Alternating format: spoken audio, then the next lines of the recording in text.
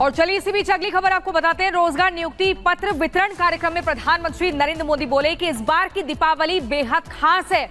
इस तरह की दीपावली मनाने के लिए लंबा इंतजार कई पीढ़ियों ने किया है और हम सभी लोग सौभाग्यशाली हैं क्योंकि प्रभु श्री राम रामलला इस बार जो अपने मंदिर में विराजमान हो चुके हैं, अपने घर में विराजमान हो चुके हैं और इसी के चलते जो दीपावली है कई मायनों में खास है। इस दीपावली को हम लोग देखेंगे, साक्षी बनेंगे, सौभाग्यशाली है ये पीढ़ी। रोजगार नियुक्ति पत्र वितरण कार्यक्रम में प्रधानमंत्री नरेंद्र मोदी ने कई महत्वपूर्ण बातों का जिक्र किया। साथ ही कहा कि इस बार की दिवाली बेहद खास है। रामलला विराजमान होने के बाद ये पहली दीपावली है। 500 साल बाद ये दिवाली बेहद खास होने जा रही है। इसी दिवाली के लिए पीढ़ियां गुजर गई, लंबा इंतजार किया, हम सभी बहुत सौभाग्यशाली। पीएम मोदी ने क्या कुछ कहा आपको सुनवाते हैं।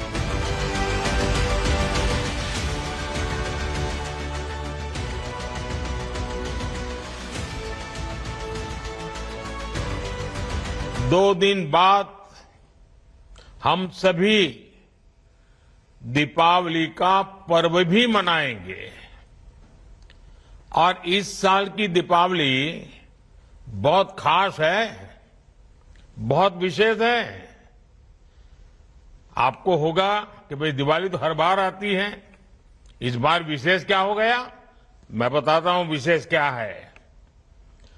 500 वर्षों के बाद प्रभु श्री राम अयोध्या के अपने भव्य मंदिर में विराजमान है और उस भव्य मंदिर में विराजमान होने के बाद ये पहली दीपावली है और इस दीपावली की प्रतीक्षा में कई पीढ़ियां गुजर गई, लाखों लोगों ने बलिदान दिए, यातनाएं झेली।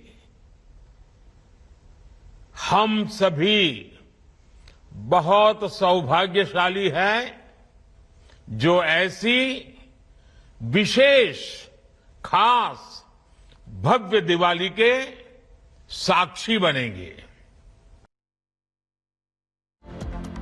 तो प्रधानमंत्री नरेंद्र मोदी को आप सुन रहे थे। हेल्थ टू रोजगार मोदी का उपहार, आज बड़ी सौगात मिली है, सेहत वाली सौगात, कैशलेस और तमाम योजनाओं का जिक्र हुआ। योजना से स्वास्थ्य बीमा नेटवर्क में विस्तार करना ये भी उद्देश्य है सरकार का। SECCC डेटाबेस में शामिल परिवारों का यहां पर जिक्र हुआ है।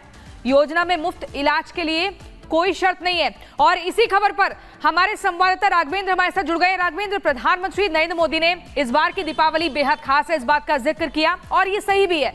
कई पीढ़ियों ने इंतजार किया था कि जब रामलला अपने घर में विराजमान होंगे वो दिवाली बेहद खास होगी। तो ऐसे में अयोध्या में इस बार क्या कुछ खास तैयारियां हैं? बिल्कुल, जिस तरह से प्रधानमंत्री नरेंद्र मोदी ने अयोध्या दीपोत्सव को लेकर या प्राण प्रतिष्ठा को लेकर के जो बयान दिया है, वाकई में जिन लोगों ने संघर्ष किया, जिन महात्माओं ने संघर्ष करते हुए अपनी आहुति दी, आज वो जहां भी होंगे प्रधानमंत्री के इस बयान से वो बहुत ही ज़्यादा संतुष्ट होंगे। क्योंकि कितने संघर्षों के बाद, कितनी यातनाओं के बाद, कितनी कानूनी लड़ाइयाँ लड़ने के बाद भगवान राम का प्राण प्रतिष्ठा 22 जनवरी 2024 को हुआ और प्राण प्रतिष्ठा के बाद पहली बार दीपोत्सव का कार्यक्रम। और उसी तरह से उत्तर प्रदेश की सरकार भी तैयारी कर रही है। मुख्यमंत्री योगी आदित्यनाथ किसी भी तरह की कोर कसर नहीं छोड़ रहे हैं। पूरे अयोध्या को सजाया संवारा जा रहा है। त्रेता युगीन अयोध्या बनाने का वहां पर काम चल रहा है। जैसे भगवान राम कभी पुष्पक विमान से जब श्रीलंका से अयोध्या की ओर वापिस आए थे, विजय हासिल करके माता सीता के साथ, अपने भाई के भ्राता लक्ष्मण के साथ, तो वो दृश्य इस तरह से पुष्पक विमान, बहुत ही बड़े आकार में पुष्पक विमान भी बनाया जा रहा है। 25 लाख लोग राम की पैड़ी पर सरयू घाट पर दीपोत्सव का कार्यक्रम करेंगे, दीप जलाएंगे। 1100 लोग एक साथ में सरयू माता की आरती करेंगे। तो इस तरह का कार्यक्रम है। और राघवेंद्र, हर बार जो है गिनीज वर्ल्ड रिकॉर्ड बनता है। गिनीज की जो टीम है वो बाकायदा वहां पर पहुंचती है, उसके बाद उन दियों को गिनने का काम होता है और हर बार एक नया रिकॉर्ड बनकर तैयार होता है। फिलहाल के लिए आपका राघवेंद्र हमारा साथ जुड़ने के लिए बहुत शुक्रिया। तो लगातार दर्शकों को बता रहे हैं कि पीएम मोदी ने किन बातों का जिक्र किया। लॉरेंस बिश्नोई की, बाबा सिद्दीकी की हत्या, सिद्धू मूसेवाला की हत्या और सलमान खान को जान से मारने की धमकी देने वाला ये लॉरेंस बिश्नोई, जिसका नेटवर्क कितना बड़ा है ये अगर आप देखेंगे तो आपके होश फाख्ता हो जाएंगे।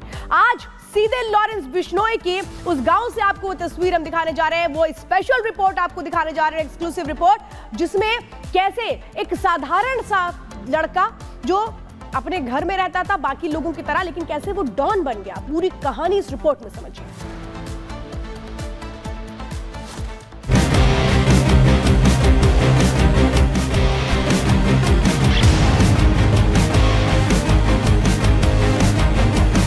इन तस्वीरों को देखिए आप गौर से और महसूस करिए कि यहाँ पर कितना सन्नाटा इस समय पसरा हुआ है। अंदाजा आप लगा सकते हैं कि जिस घर का चिराग, जिससे काफी उम्मीदें होती हैं, जिसके पास इतनी ज्यादा पैतृक संपत्तियां, जिसका गांव में इतना नाम, गांव के लोग जिसकी तारीफ करते हैं, जो लोग कहते हैं कि लॉरेंस वाकई में ऐसा नहीं है, उसी के बारे में आज के दिन हम आपको पूरी दास्तान आगे अब बताएंगे। पाकिस्तान की सीमा से सटा पंजाब का ये जिला इन दिनों बेहद चर्चा में है। ये वो जिला है जहां के गांव दुतारावाली में गैंगस्टर लॉरेंस बिश्नोई पैदा हुआ है, जिसकी चर्चा आज भारत से लेकर 7 समंदर पार कनाडा तक हो रही है। लेकिन आज जिस लॉरेंस की चर्चा आधी दुनिया में हो रही है, क्या उसके गांव में भी गैंगस्टर लॉरेंस की बड़ी छवि है?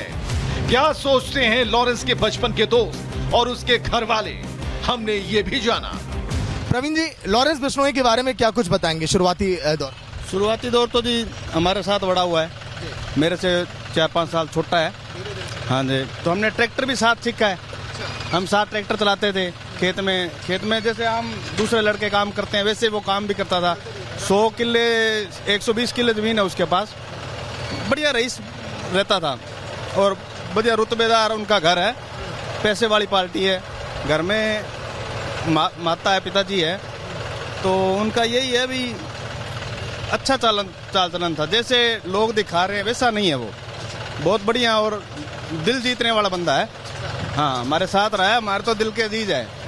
लॉरेंस के बचपन के दोस्त दावा करते हैं कि लॉरेंस को जैसा दिखाया जा रहा है वो वैसा है नहीं, लेकिन 700 से ज्यादा शूटर्स के नेटवर्क को जेल के भीतर से ऑपरेट करने वाला लॉरेंस कितना शरीफ है, ये तो अदालतें और उसकी कुंडली खंगाल रही इन्वेस्टिगेशन टीम तय करेगी। लेकिन हमें हैरानी तब हुई जब हम लॉरेंस के उस स्कूल में पहुंचे जहां उसने शुरुआत से लेकर 10वीं यानी बोर्ड तक की पढ़ाई की थी।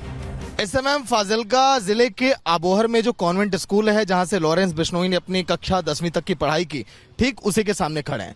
अजम्पशन कॉन्वेंट स्कूल, जहां पर अच्छे घराने के बच्चे यहां पर देखिए पढ़ाई करने के लिए आते हैं। स्कूल के अंदर भी जाकर के हमने तस्वीरें देखी, वहां के अध्यापकों से भी हमने बातचीत की, जिनका ये कहना कि लॉरेंस पढ़ने में तो काफी होशियार था शुरुआती दौर से ही, और यही नहीं, लॉरेंस पढ़ाई में कई कक्षाओं में अव्वल दर्जे का नंबर भी लेकर आया। लेकिन लॉरेंस कक्षा 10वीं तक पढ़ाई करने के बाद उसने रुख किया चंडीगढ़ का और फिर आगे की पढ़ाई उसने वहां से की। स्कूल में पढ़े छात्रों का रिजल्ट संजो कर रखने वाला रिकॉर्ड रूम और स्कूल टीचर्स बताते हैं जुर्म की दुनिया का बेताज बादशाह कहे जाने वाला गैंगस्टर लॉरेंस बिश्नोई बचपन में एक होनहार छात्र था और वो हमेशा क्लास में अव्वल आता था। लेकिन 10वीं के बाद अचानक उसके घर वालों के एक फैसले ने लॉरेंस के साथ साथ जिला दुतारावाली की पहचान बदल दी। वो फैसला क्या था, इस बारे में भी हमने तसल्ली से जानकारी ली, लेकिन तहकीकात की उन तमाम कड़ियों को जोड़ेंगे दोपहर 2 बजे। तब तक आप देखते रहिए Republic Bharat. Bureau report, Republic Bharat. और इसी बीच अगली बड़ी खबर आपको बता दें, सलमान को धमकी मामले में गिरफ्तारी हुई है। जी आरोपी गुरफान जो है नोएडा से, उसको गिरफ्तार किया जा चुका है। 18 साल इसकी उम्र बताई जा रही है। यही वो व्यक्ति है जिसने सलमान को धमकी दी थी। बड़ी खबर आपको बता रहे हैं, अभी तक की जो पूछताछ है उसमें कई बड़े खुलासे हुए हैं। नोएडा से आरोपी गुरफान गिरफ्तार होता है। 18 साल इसकी उम्र बताई जा रही है। सामान्य कारपेंटर था। इसकी 2 बहनें हैं। साथ ही आपको बता दें, मोहम्मद तैयब इसका नाम बताया जा रहा है। पिता का नाम मोहम्मद ताहिर है। सिलाई का काम करते हैं। मुंबई कंट्रोल रूम के नंबर पर टेक्स्ट मैसेज किया था, हम सलमान खान को नहीं छोड़ेंगे, बहुत बुरा होगा, लास्ट वार्निंग दे रहे हैं। ये बड़ी जानकारी आपको बता रहे हैं। सेक्टर 92 में कोठी बन रही थी, वहां कारपेंटर का काम कर रहा था। 8,000 महीना मिलता था इसको पैसा, और ये कहना है कि सिर्फ मजाक के लिए ये सब कुछ हुआ। बड़ी खबर आपको बता रहे हैं, यही वो आरोपी गुरफान है, 18 साल का युवक जिसको नोएडा से गिरफ्तार किया गया है। जीशान सिद्दीकी, जो कि बाबा सिद्दीकी का बेटा और सलमान खान, दरअसल इसकी उम्र को लेकर ये बताया जा रहा है 20 साल इसकी उम्र है। आप एक्सक्लूसिव तस्वीरें देख रहे हैं, देखिए गाड़ी में बैठ गया है, पुलिस ने गिरफ्तार कर लिया है। बीच में जो चेहरा आपको दिख रहा है यही वो गुरफान है जिसने सलमान खान को धमकी भरा मैसेज भेजा, धमकी भरा कॉल मैसेज किया था, जिसके बाद तुरंत इसकी गिरफ्तारी की गई, सख्त कार्रवाई हुई, तमाम बड़े खुलासे हुए। 3 तस्वीरें आप देख रहे हैं, सलमान को धमकी मिलती है, आरोपी गुरफान गिरफ्तार हो जाता है, पुलिस कस्टडी में है। यह आरोपी जो कि नोएडा का रहने वाला बताया जा रहा है, पेशे से कारपेंटर का ये काम करता था, मात्र 8,000 रुपये महीना इसको मिलता था। और इसी खबर पर काजल हमारे साथ लाइव जुड़ चुकी हैं। काजल, इस आरोपी के बारे में क्या अब तक कुछ पता चल पाया है? क्या लॉरेंस बिश्नोई गैंग से भी क्या इसका कोई कनेक्शन निकलकर सामने आ रहा है? क्या जानकारी?